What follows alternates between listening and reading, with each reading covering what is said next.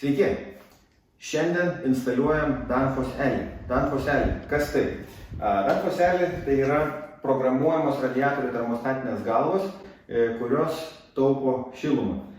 Iš tikrųjų, šiandien dienai pats efektyviausias sprendimas radiatoriniam šildymui pasikeisti standartinės mechaninės termostatinės galvutes ant radiatorių.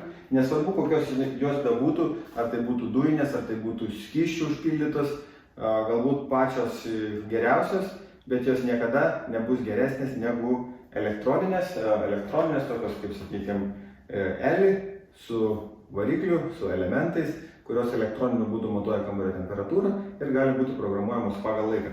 Tai šiandien dienai turim 1, 2, 3, 4, 5 Elį galvutes, turim temperatūros jutiklį. Temperatūros jutiklis naudojamas tais atvejais, kai turim kambaryje daugiau negu 2 radiatorius. Galima jo nenaudoti, bet su juo temperatūra kambariuose yra palaikoma tiksliau, kai yra daugiau negu 1 radiatorius. Arba jeigu radiatorius yra, tarkim, uždengtas baldais, užuolaidomis, arba termostatinė galva yra labai žemai, prie grindų. Visokiais tokiais, sakykime, nestandartiniais atvejais visai gerai naudoti kambario jutiklį Danfoss Elį. Parodysim žingsnis po žingsnio, kaip lengvai, greitai, paprastai tiesiog įsidiegti šią sistemą pas save į telefoną ar į planšetę. Taigi, galvos neišpakuotos, seni termostatai kol kas dar ant radiatorių, sekam instrukciją, žiūrim, ką rodo gateway maršrutizatorius, ką mums reikia daryti. Pirmas dalykas, mums reikia parsisiųsti appsą, parsisiųsti programėlę. Gerai, tą mes ir padarom. Rašom Elį app Danfoss, spaudžiam Open, atsidaro registraciją, patvirtinam. Taip, mums reikia pridėti įrenginį. Imam radiatorių, reiškia, imam Elį gateway'ų ir einam, prijungsim jį prie namų maršrutizatorius.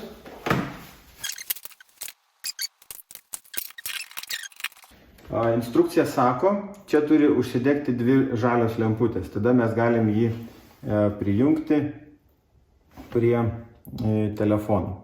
Tai reikia šiek tiek palaukti, kol kas dega 1 žalia lemputė, mums reikia 2.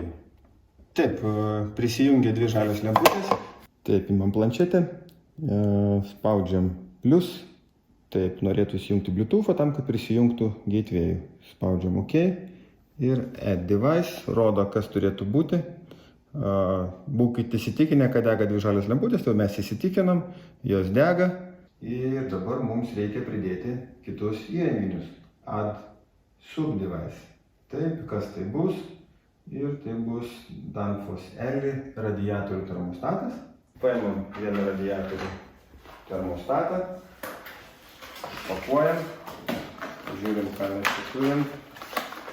Turim 2 baterijas, turim 2 adapterius.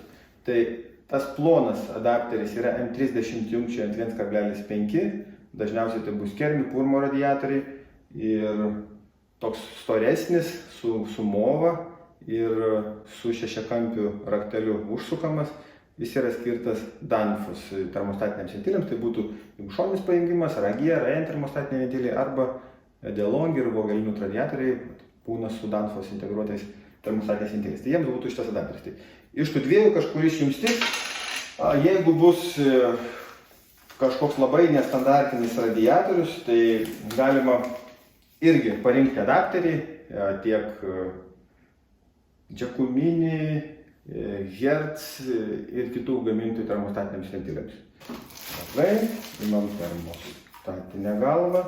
Čia yra paspaudimo mygtukas, jį paspaudžiam ir atsidaro dangtelis, tada įdedam baterijas.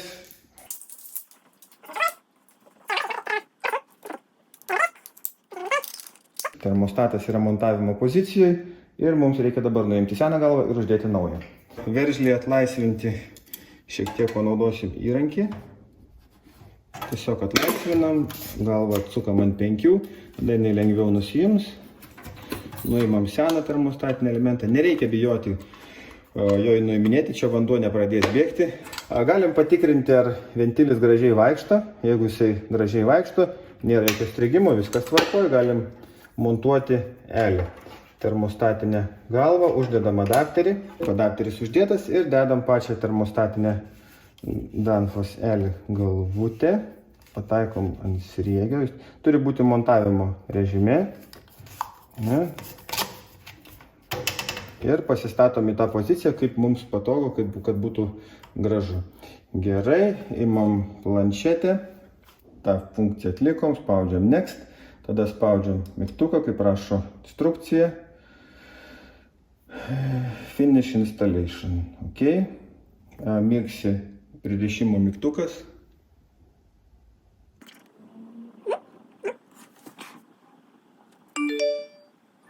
Taip, Danfoss termostatas prijungtas, galim naudoti, turim vieną įrenginį, spaudžiam Done. Paspaudžiam palaikom mygtuką, tam, kad termostatas pereitų į darbinį režimą. Turi rodyti temperatūrą. Tai čia dabar jisai rodo nustatytą temperatūrą. Temperatūrą galim keisti kas pusę laipsnio, paliekam, tarkim, dabar tą 21. Einam prie sekančio radiatoriaus.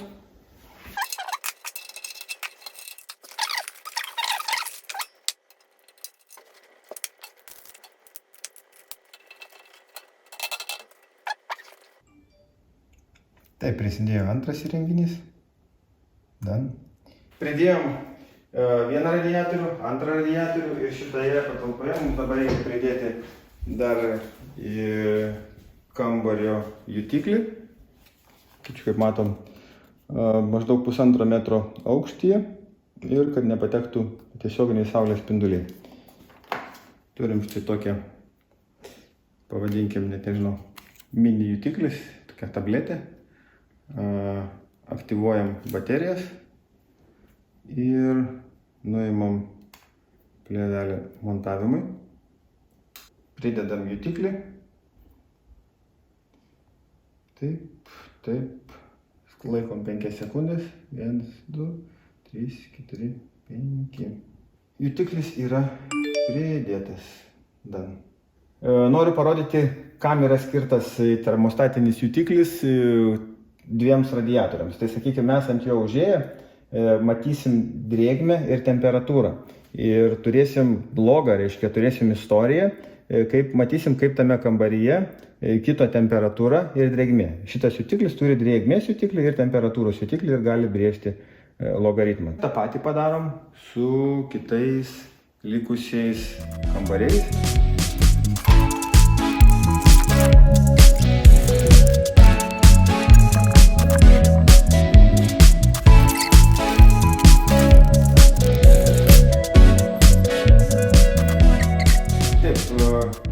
Sumontavom visus radiatorius, sutraukiam visus juos į programėlę.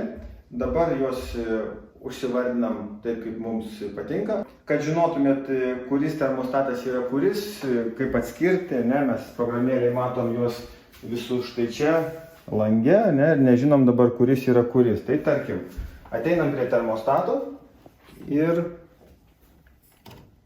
pareguliuojam kažkokią tai temperatūrą. Labai, sakykim, kad jau tikrai nebūtų ant kito termostato tokios temperatūros. 35, tarkim, laipsniai. Ir žiūrim programėlį, kuris termostatas pas mus yra 35 laipsniai. 35. Mes pakeičiam jo pavadinimą. Svetainė, pirmas radiatorius. Gerai. Einam prie sekančio.